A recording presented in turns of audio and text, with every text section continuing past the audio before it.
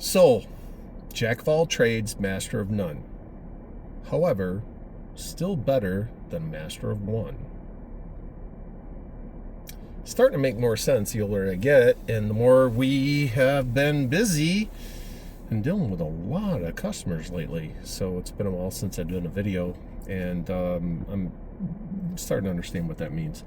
So as we deal with people, and my background's been air, but I've done a lot of different things and worked for the utilities over the years.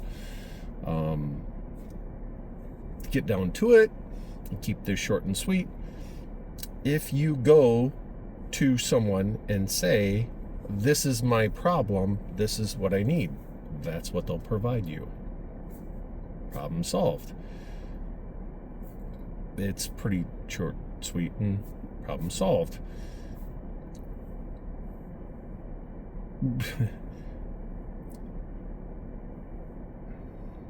There are a few things when I work with customers that set off red flags for me.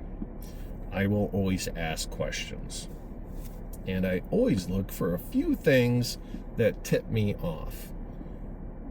I have tried to avoid saying, and I look for in vocabulary. I think and about. If I hear those two things, I know that they don't know, if that makes sense. If I ask somebody, well, how much compressed air do you use? And I hear, well, about, that tells me they haven't done the measurements, they haven't done an air study, nobody's given them a solid answer, or they haven't done the work yet. And that's okay. That's all right. That's what we're here to help with.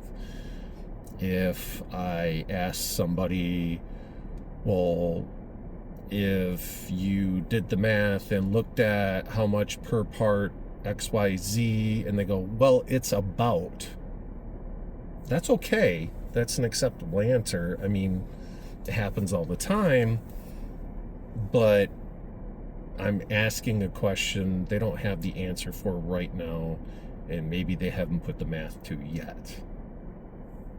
I'm trying to get them to think. And those are the type of things that we're there to help with, and those are the type of things that we need to work on. So it goes back to, if you tell someone, I have this problem, and for instance, I don't have enough air, I need a bigger air compressor. I currently have 150 horsepower, I need a 200 horsepower air compressor.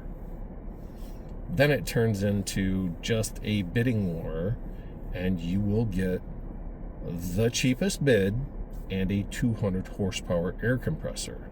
In my experience, and I sold air compressors back in the day, that is normally when the customer got the wrong air compressor, because it was simply a bidding war. Luckily, there was enough times where I could convince the customer that, hey, let me provide an air study, let me spend some time. How much time do we have? That I could either back up the data or provide them the data that we could do the right thing. And in my case, when I was in the air compressor field, that we would find there was other issues. So today that means, now that I'm with EDE, we're looking even further into that. It may be controls, it may be piping, it may be process, it may be other waste elimination opportunities. So just remember, a smarter question would be, why am I using so much compressed air? What in my process is using compressed air, and how could I reduce the amount of compressed air? How much am I paying for compressed air? What processes do I have right now that I could replace the compressed air? Those are the things you should be asking. Not how much can you sell me a new air compressor for? Do those first, then worry about buying the compressor later. You'll be a lot better off in the long run, trust me. Anyway, hope this was helpful.